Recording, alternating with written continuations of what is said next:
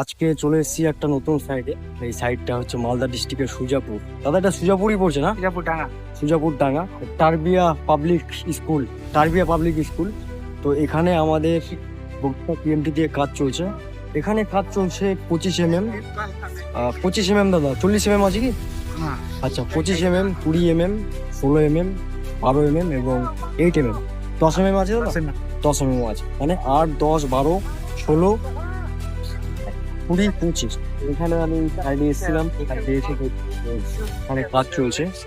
এখানে রডটা নিচ থেকে উঠানো হচ্ছে। দাদা কতলা চলছে এটা?